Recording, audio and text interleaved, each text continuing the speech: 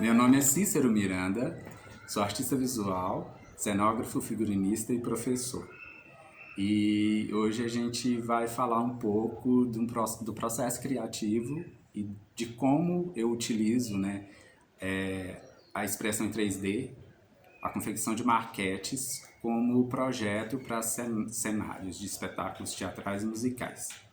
Vou falar primeiro um pouco a respeito do meu trabalho plástico, que começa a partir de investigações dos ofícios de costura, do bordado, de tecelagem.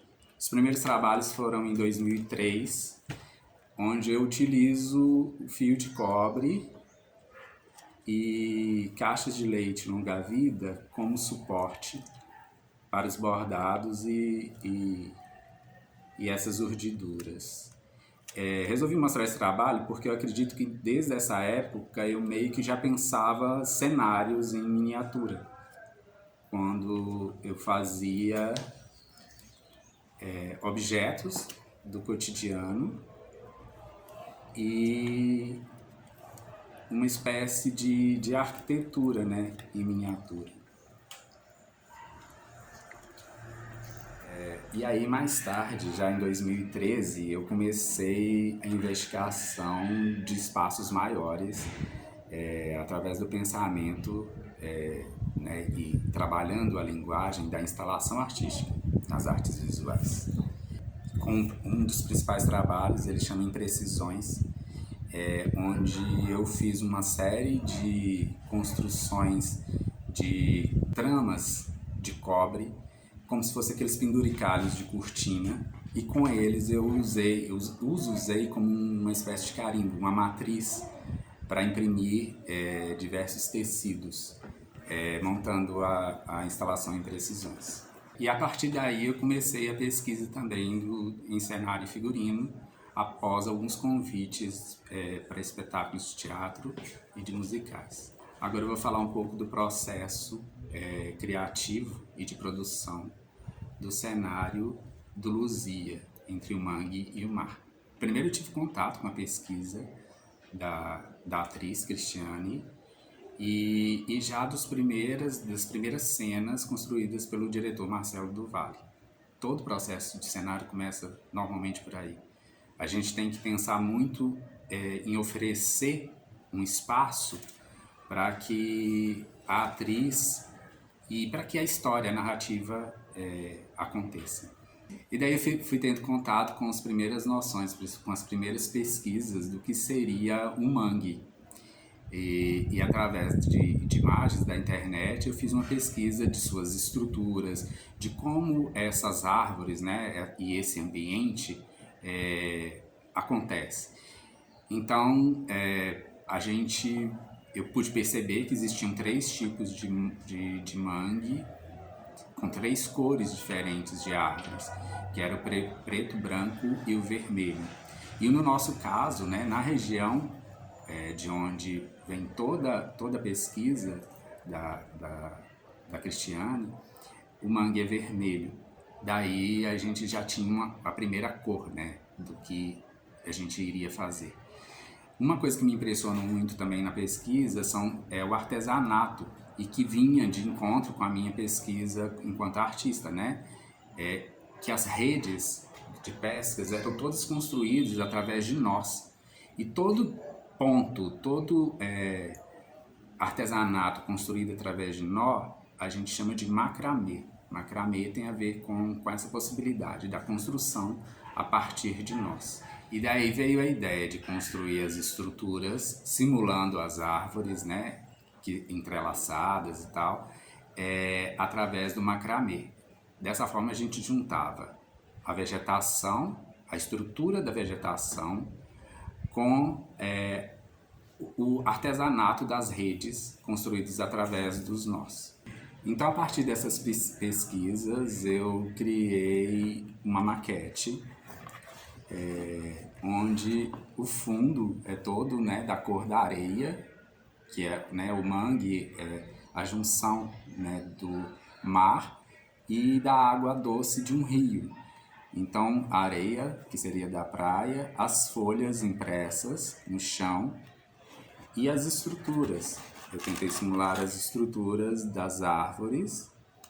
Tudo isso foi feito com barbante e uma construção através de nós, para lembrar toda a ideia, né, do artesanato, da rede de pesca que essas comunidades utilizam para a sua sobrevivência.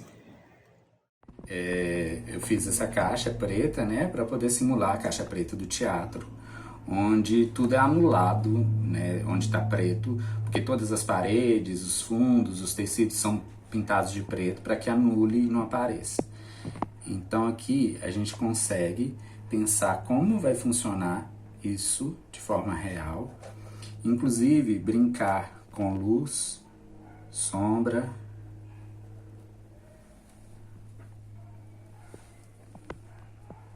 e de como esse cenário, essa série de cordas de nós podem funcionar cenicamente no palco.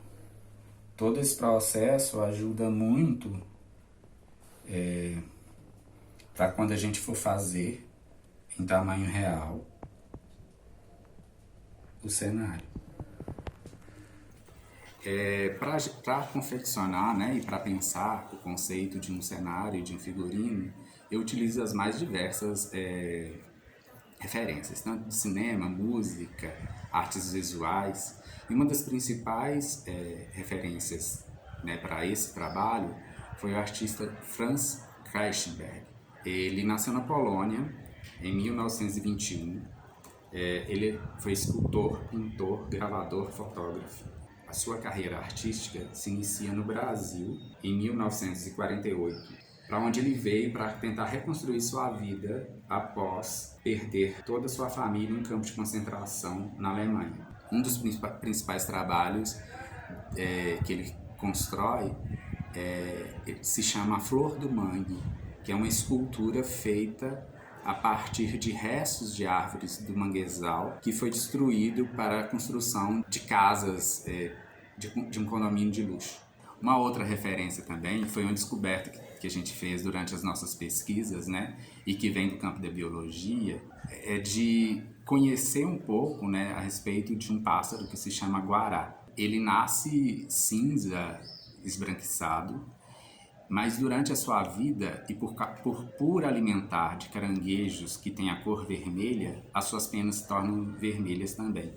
Desde a chegada, né, dos europeus no Brasil, ele sempre foi visto, porque imagina, é um pássaro vermelho, né, num fundo todo verde, então ele se destacava muito. E ele foi utilizado também muito pelos povos originários para fazer sua arte plumária.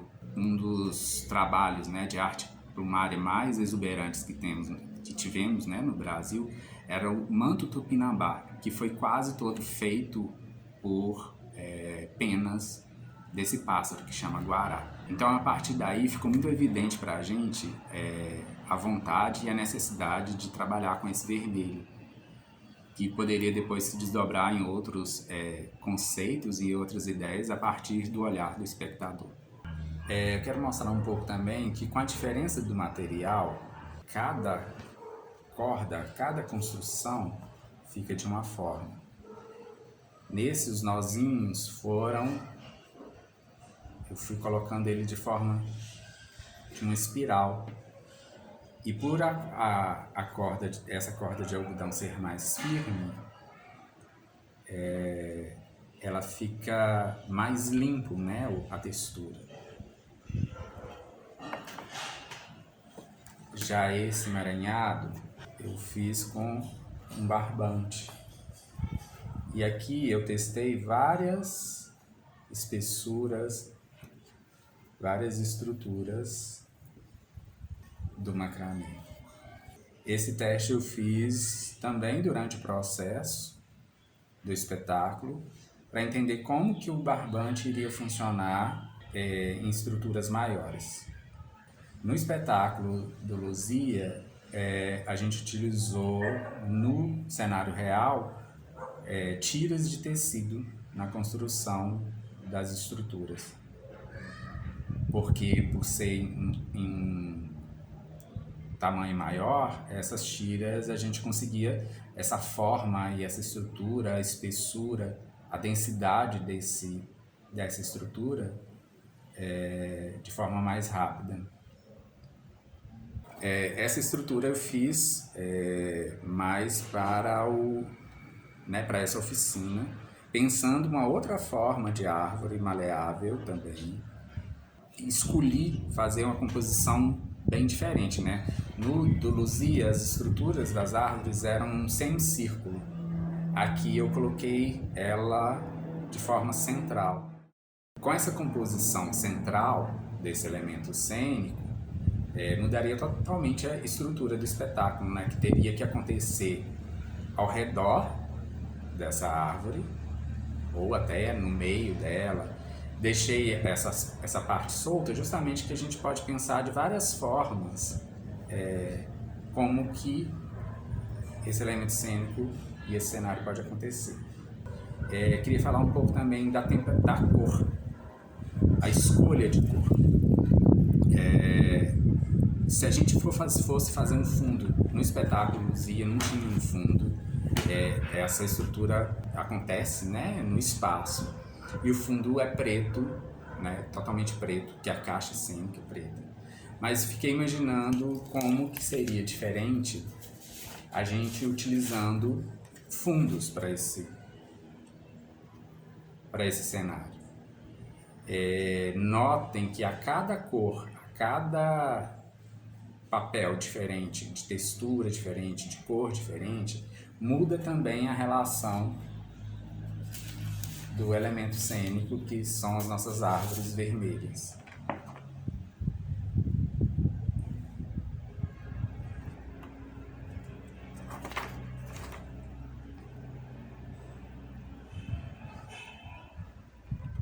Acredito que de todos esses fundos que eu coloquei, quando a gente coloca o verde é a cor complementar ao vermelho, né? Então elas têm um alto contraste. A estrutura da árvore em vermelho tem um destaque muito maior do que com as outras cores. Uma coisa importante se pensar na construção de uma maquete, que vai ser um cenário, né, posteriormente, é a temperatura das cores. Porque existem as cores quentes e frias. Para a gente memorizar, né, o que seriam as cores mais quentes, é a observação da própria natureza, né? O sol, o fogo, são cores quentes, tem cores quentes. E a água, né, os lagos, as águas, as florestas são frias, né? E elas têm as cores frias, que são os verdes, azuis. A cor quente, ela sempre chega primeiro, ela tem destaque. Inclusive, até numa pintura, que é uma pintura bidimensional, a cor quente, a gente tem a impressão que ela está saindo da tela. Já enquanto a cor fria, ela recua, ela dá profundidade. Isso é sempre bacana também para a gente pensar na criação de cenários e figurinos também. Agora que vocês já conhecem um pouco do processo de produção do cenário de Luzia entre o mangue e o mar, que tal a gente fazer a nossa própria maquete e criar a nossa própria pesquisa de conceito e de forma para construir as nossas próprias maquetes? Quero propor que vocês façam ou um ensaio fotográfico de árvores, arbustos, plantas que tenham próximo da sua casa, ou se quiserem, podem também recorrer à internet. A ideia é pesquisar a forma, o desenho que essas plantas fazem na paisagem. A partir dessas fotografias feitas por vocês ou colhidas, né, na internet, eu peço que vocês observem textura, forma e cor desses elementos, e que posteriormente iremos construir com a técnica de macramê.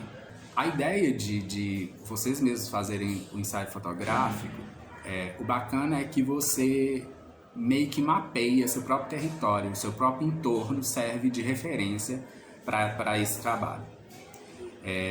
Então nós vamos precisar de linha de crochê, pode ser na cor e do jeito que vocês quiserem, na espessura que vocês quiserem, mas pode ser também barbante ou qualquer outro tipo de corda. Tinta, Pode ser tinta acrílica, tinta guache, tinta de tecido, cola, tesoura, pincéis, estilete e algum tipo de papel para servir de suporte para a nossa maquete. Agora eu vou ensinar para vocês o ponto de macramê que eu utilizei na confecção da maquete e posteriormente do próprio cenário do espetáculo Luzia entre o Mangue e o Mar. Eu prendi esse cordão de algodão numa madeira, pode prender em qualquer superfície, alguma coisa só para dar uma firmeza mesmo. Eu estou utilizando esse cordão mais grosso para facilitar a visualização de vocês para a aprendizagem do ponto. Essa é a corda guia e aqui, essa outra corda é que a gente vai trançar e dar os nós.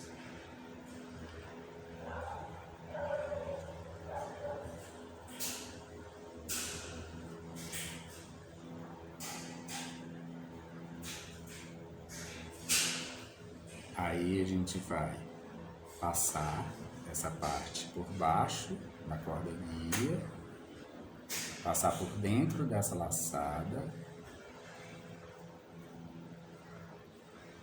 e apertar. E assim a gente vai fazendo de novo. Passa debaixo da corda guia, passa por dentro da laçada e fecha o nó.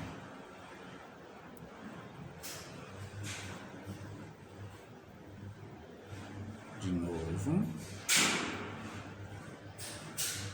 debaixo da corda guia, por dentro da laçada e fecha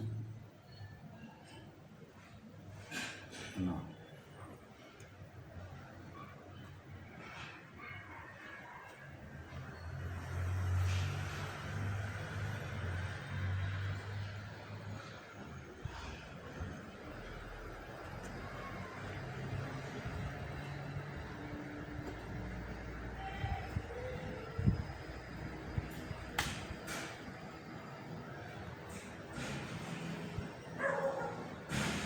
Vou apresentar para vocês também como que eu fiz as estruturas, né, das árvores, onde o galho, né, primeiro é um galho e depois ele se ramifica em mais de um.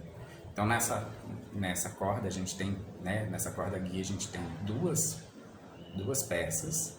Então eu pego, a partir de um certo momento que eu quero criar a noção de galho, eu pego só uma dessas cordinhas e continuo o nó do mesmo processo. Passo por baixo e dou um nó.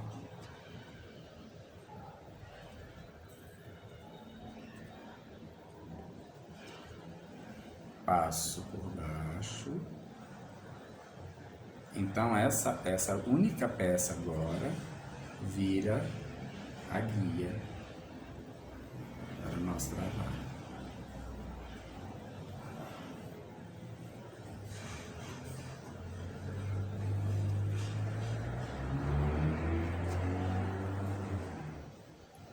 Acho que aqui já deu para notar como que vai ficando o trabalho. E aqui depois é só nessa outra peça guia aqui, a gente faz o mesmo. Vai com duas cordas e construindo toda essa ramificação. Vou mostrar para vocês aqui também uma ideia que é para pensar essa estrutura e ela ficar flexível, mas ao mesmo tempo resistente.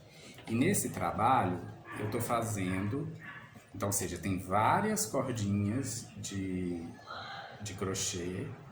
Aqui também eu tenho 4 cordinhas e o processo é o mesmo, mas vocês podem ver que o resultado fica bem diferente, porque aqui a peça é mais, né, a corda é mais grossinha, ela fica mais definida.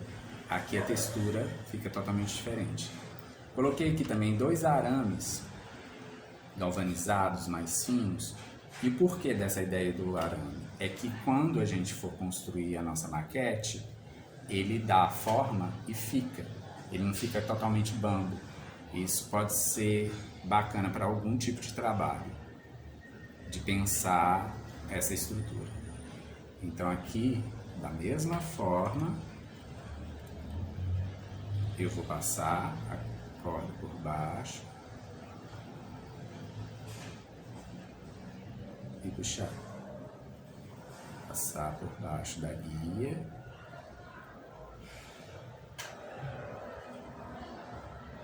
e puxar.